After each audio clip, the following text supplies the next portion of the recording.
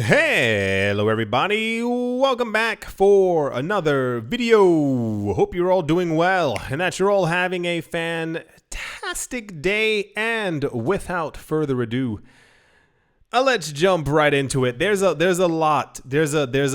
have a lot to cover because there's a lot going on. Bitcoin Ordinals are the latest layer 2 solution enabling decentralized storage of digital art on the Bitcoin blockchain. I'm pretty sure Ordinals are actually on Bitcoin Core. I don't think they're a layer 2 solution. The news we've been hearing since around January is that Ordinals are the reason why Bitcoin has been going so slow, Bitcoin's NFTs.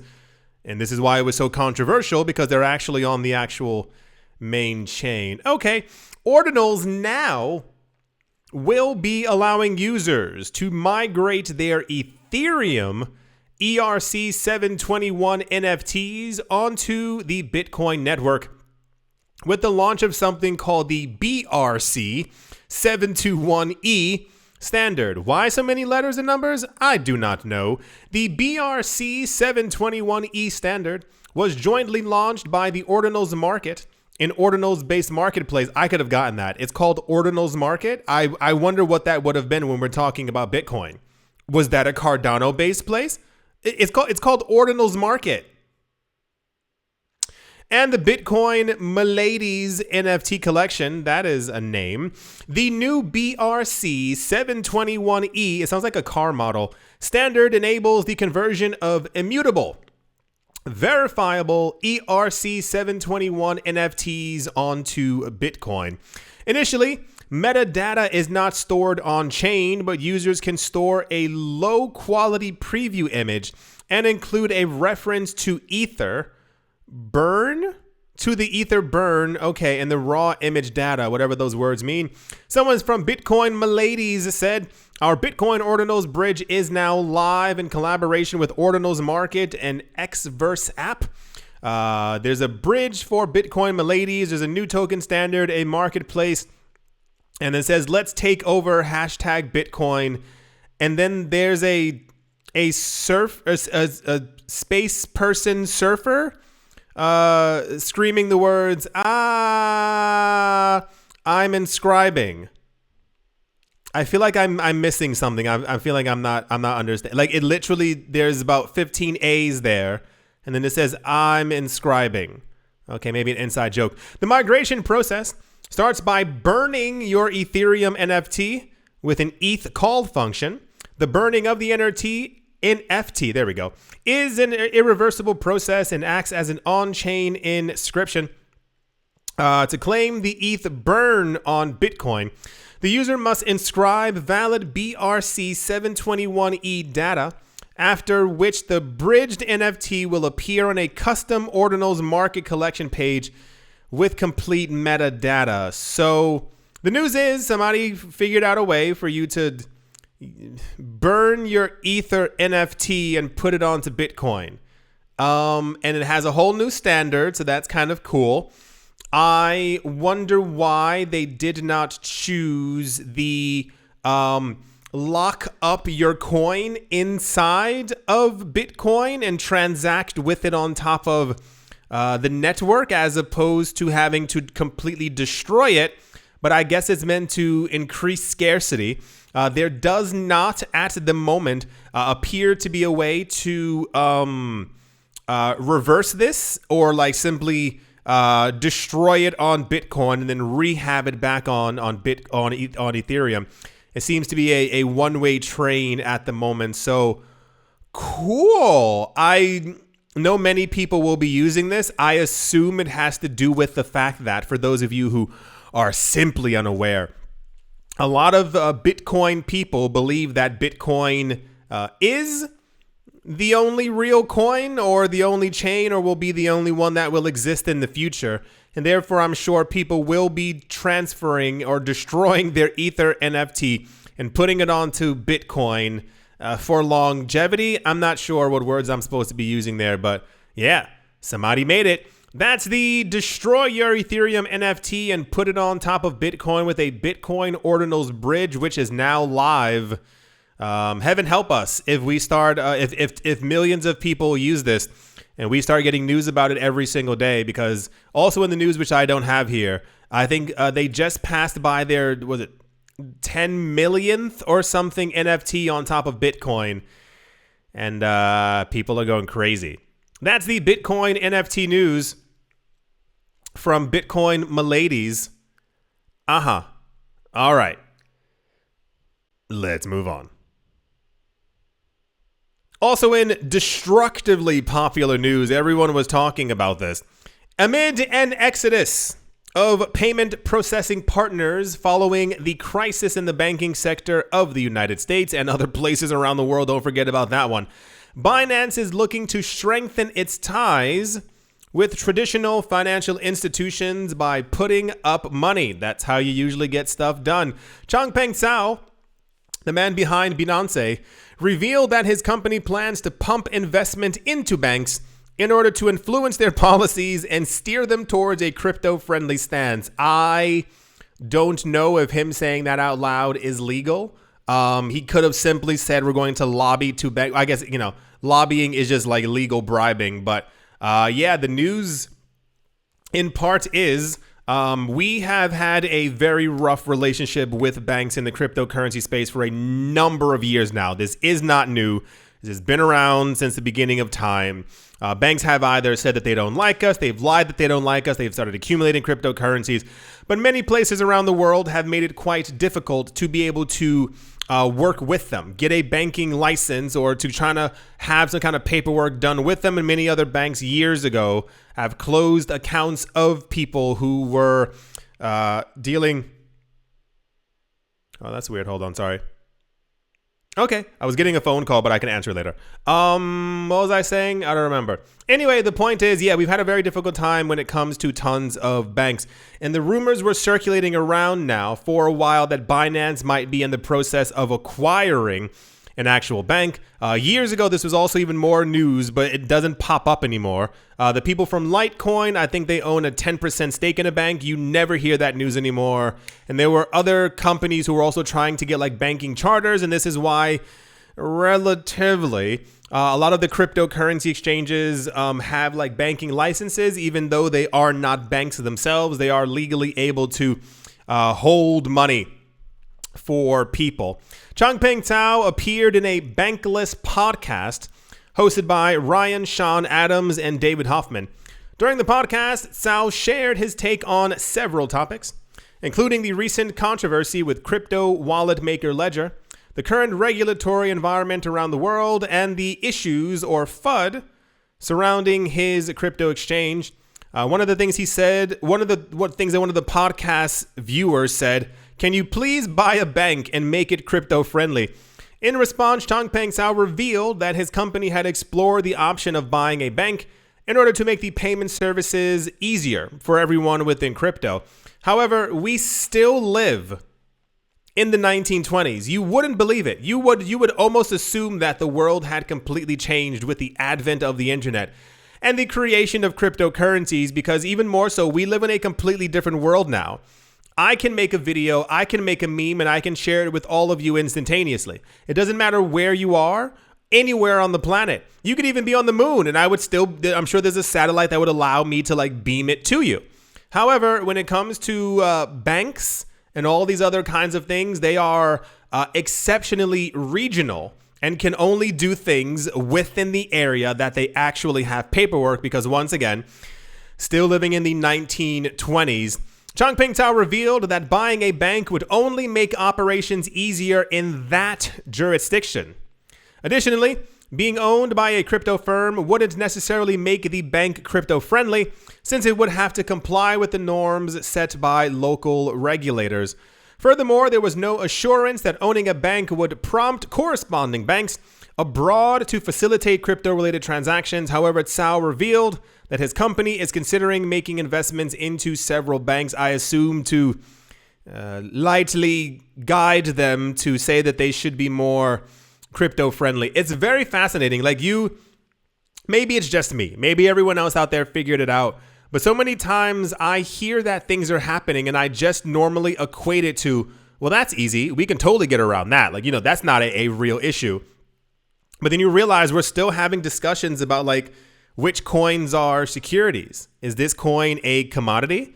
I can't send money around the world at the speed of light because it has to go through a system from the 1970s. It takes days sometimes for me to send money internationally because it has to go through multiple checks and balances. It's all these really weird things that we still have. So as it was one of the most popular news stories, the news is that people were expecting that Changpeng Zhao was getting ready to buy a bank. And he basically said, nope, I was trying to, but guess what? If I do, it really doesn't do anything because that bank would only probably have jurisdiction. And I go so far as to say only the United States. But more realistically, I assume if he bought a bank in Wyoming, he would probably only be able to do business in Wyoming and not Florida or anywhere else. So I do hope one day that the world does become more open and, just slide right into the future, because it seems so logical that you would just be able to buy a bank and kind of get around it. But that's not how any part of the world works, because we still are living with rules that are over 100 years old, but that's neither here nor there. That's the Changpeng Zhao tried to buy a bank. He just doesn't want to buy a bank. Apparently it's not that good. So now he has said that he is going to try and use his monies to be able to I'm going after the article, lightly pass around briefcases. Yeah, because that's what I got from the wording. Did anyone else not get that? All right. Let's move on.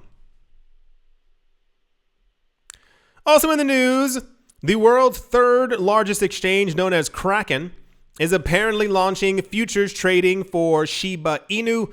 Kraken, it says Francisco. Okay.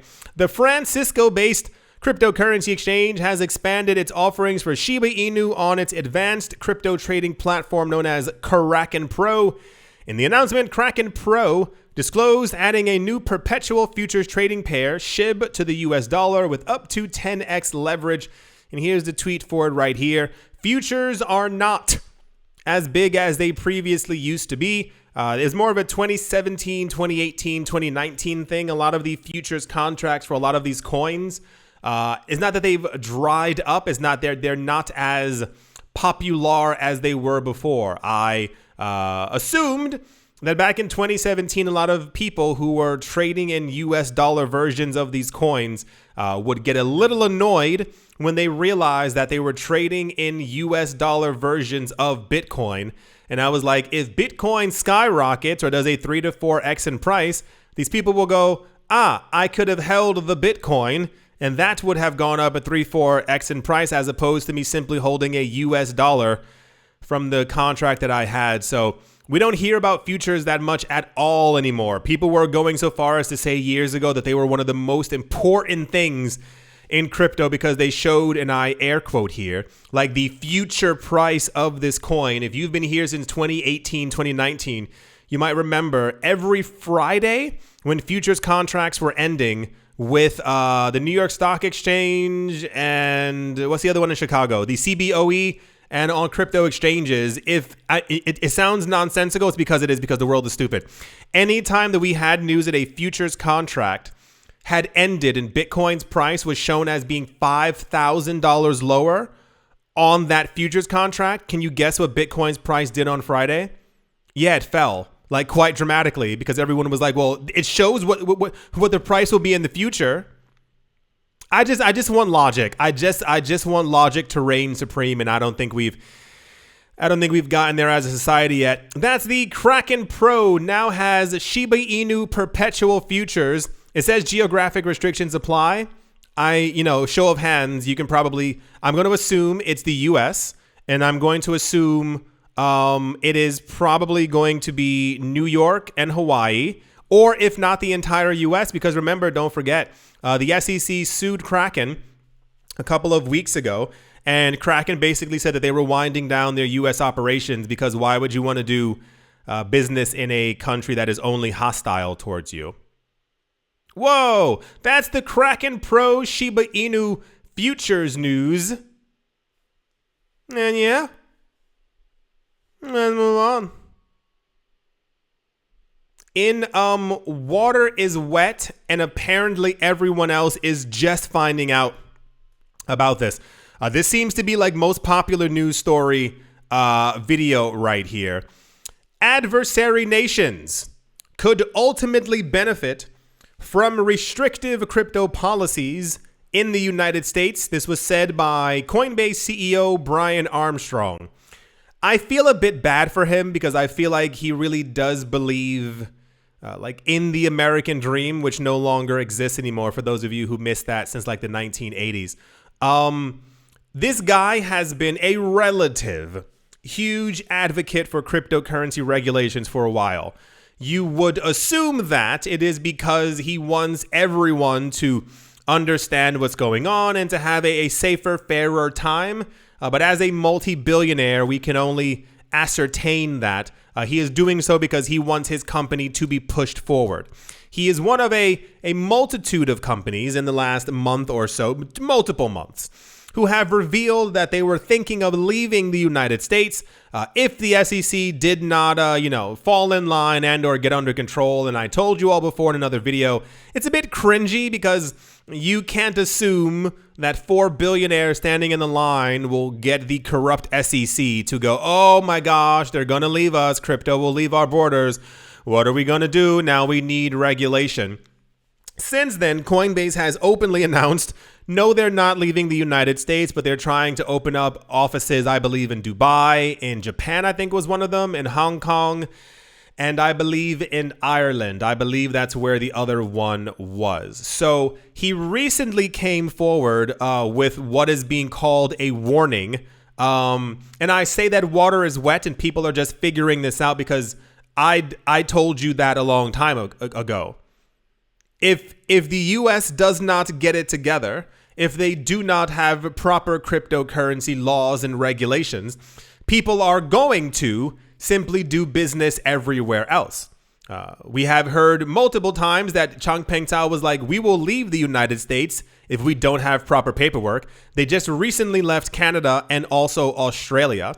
Kraken, the US portion of it, is also nearly done in doing business and allowing staking within the United States.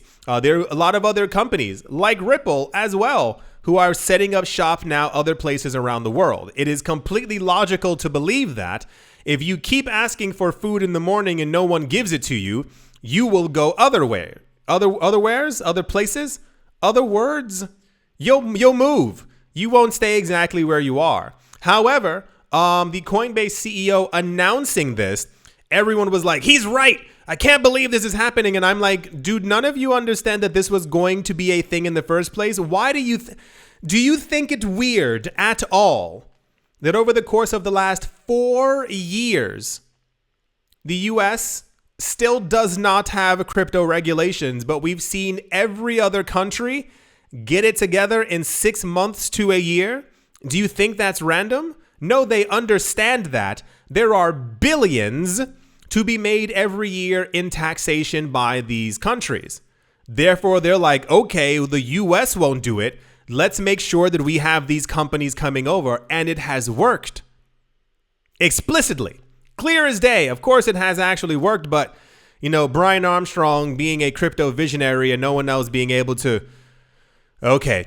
In an op-ed for Market Watch, Brian Armstrong again warned that while recent turbulence in crypto markets might tempt U.S. policymakers to write it off as an unstable asset class, doing so could see the U.S. cede its status as a financial leader and an innovation hub. That's been happening for a while. I'm not sure if you guys watch documentaries, little sidestep here.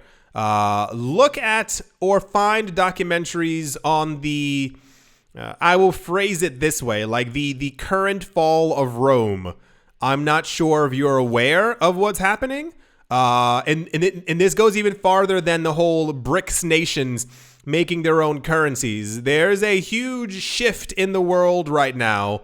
And this shift is going to result in us living in a very different world in about 15 to 20 years. So it's not even like, oh no, because of crypto leaving. No, this has been it's been a long time coming.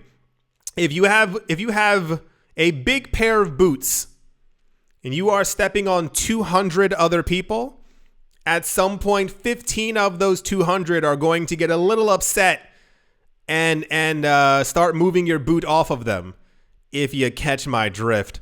Here's the tweet for it right here. It says, in today's Market Watch, I'm sharing an op-ed encouraging policymakers to see the big picture with crypto. They don't care. They would have cared already. They would have cared in 2017.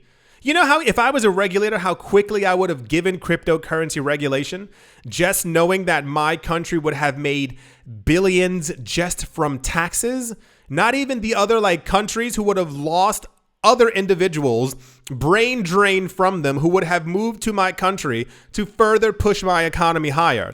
Not even talking about the purchases that would have been made with crypto. I think regulators and policymakers simply don't care. I think they think that it is still the olden days and that there's no end to this run-up in the American dream. That's the phrase I'll use. He said it's important for American technology leadership and national security that this industry be built, at least in part, in America. That's why I said it it's kind of sad. I feel like he actually believes that regulators are going to be like, oh my gosh, guys, what have we been doing? We're such idiots. Let's make cryptocurrency if you care about something, you do something. You're all walking around. You know what I'm talking about. If you really want to do something, you will do it. At some point, if someone is telling you something for 7 years and that little cartoon light bulb goes off over your head, you go, I have to change what I was talking about. Let me make sure that they don't care. Armstrong urged policymakers to see that crypto is about much more than individual transactions, instead representing a transformative technology that can revolutionize a variety of sectors. He highlighted its ability to provide creators with royalties for secondary market transactions. As an example, he said, crypto, like the internet before it, has the potential to modernize finance and numerous other sectors, from supply chains to social media, by offering a faster, cheaper, more private and accessible platform. If you didn't catch my drift, this was by far one of the most popular news stories out there. People completely were like, even the title of this, it says Coinbase CEO drops bombshell prediction. No, it's just actual logic. Just completely and unequivocally. So Coinbase CEO criticizes U.S. lawmakers, regulators over regulatory approach, warns of upcoming innovation in China. If you haven't seen what that country has been doing technology-wise, AI-wise, robotics-wise, VR-wise, AR-wise, money-wise, quite a lot is going on over there.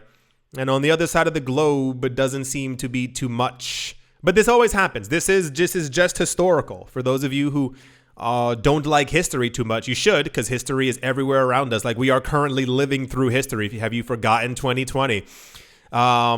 This is simply another cycle. So you know how we have crypto market cycles? We are around for another piece of huge history where we see that Rome is beginning to fall again. And people within Rome don't seem to realize it. This is why we've talked so much before. And even in the last video, I was telling all of you, I keep having these conversations with my friends. No one seems to realize it except for people who are in finance. And this is why you see a large, and I've seen it in my comment section and on other videos, people asking questions about how to move to other countries, how to buy real estate in other countries, how to get passports in other countries. I think it's the people with money who see what's going on, but everyone, I don't know. I don't know. Anyway, yeah, Brian Armstrong has figured out that water is wet. Just absolute, but regulators don't care. So we will look back on this in 15 years and go, wow, imagine if they had done something. This is the equivalent of not integrating the internet. This is literally what it is. We know that finance is evolving and must evolve. Now imagine if, okay, that's the Coinbase CEO, SEC, ABC News. And yeah, let's move on. Also in, what? This is crazy. How is this possible? Oh, wait, they're the government. A U.S. federal court has confirmed that the Internal Revenue Service, or the IRS, holds the authority to demand user data from Coinbase. What? The verdict dismissed constitutional objections raised by James Harper, an early cryptocurrency trader, according to the official case file. Harper's lawsuit against the IRS, its former commissioner, Charles Redditch, okay, and 10 agents claimed infringement of rights through a John Doe summons. A John Doe summons is when the IRS requests or demands information about an anonymous taxpayer, usually one that holds funds in an offshore bank account, according to the IRS. Referencing the 2021 Supreme Court ruling of CIC Services LLC versus the IRS, the U.S. District Court of New Hampshire ruled that the IRS's powers, granted by Congress, meant Harper had no extra protections or relief. You know how you get those extra protections or relief? Is by not putting your coins on a centralized exchange. And this isn't even me telling you to do something not legal. It is more of a just complete logic. Coinbase is a company. Coinbase is in part regulated. Coinbase has tons of paperwork. Do you remember in 2019 and 2020 when I was like, hey, Coinbase and Kraken and Binance now hold banking charters and banking paperwork. They basically act as de facto banks. If someone asks for your information, they will get it. The IRS will get it. The government is going to get it. There are no extra protections for you if you have, when you know how like when you sign up to a website and they're like, what's your email? Make a password. Rewrite your password. And then they go, you click OK. And then it goes, have you read our policy? And then like you always click immediately without actually reading through it. If you ever have the time to read those 35 pages, it says all that stuff inside of it. You relinquish the right to be able to X, Y, and Z. If your coins at any point are found to have done something unscrupulous or something that the government might not like, they have the right to freeze your account. Remember at the beginning of this year, I think it was the beginning of this year, where Binance was freezing accounts and people were like, you can't do that in a decentralized world. And I was like, do all of you know the word company? Have you read a book? Have you seen the word centralized before?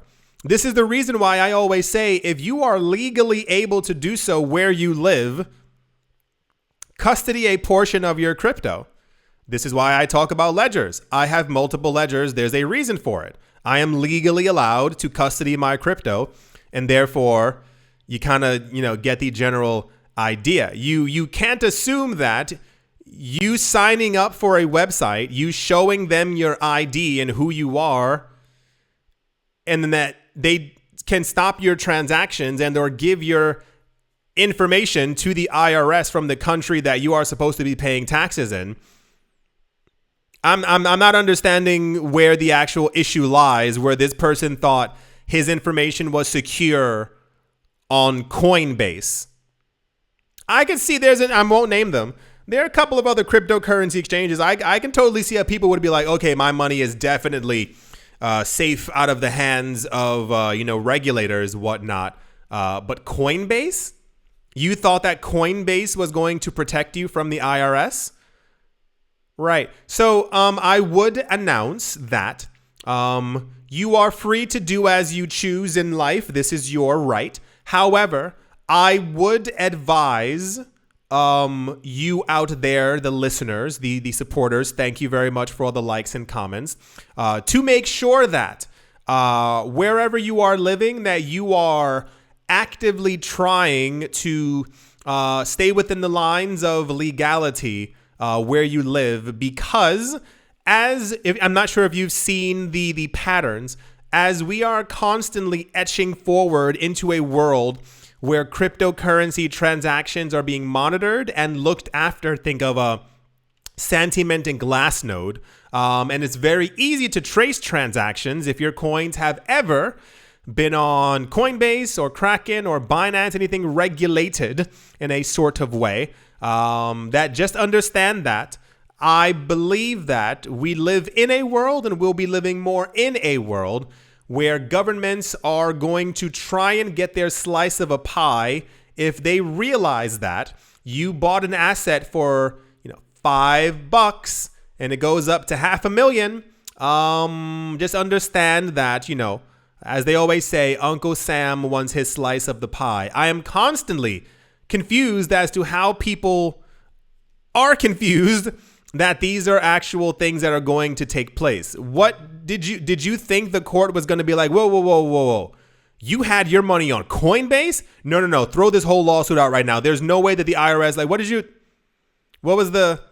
so yeah, always follow the rules, because I feel like, so for those of you, and I usually don't add it in videos because it seems completely nonsensical.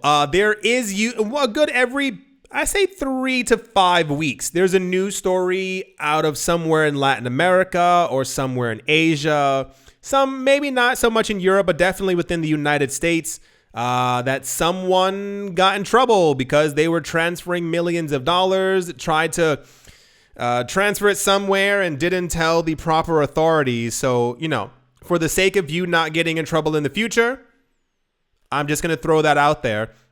It's like this was 2018 or something. There was a story that we had where apparently someone had tons of Bitcoin.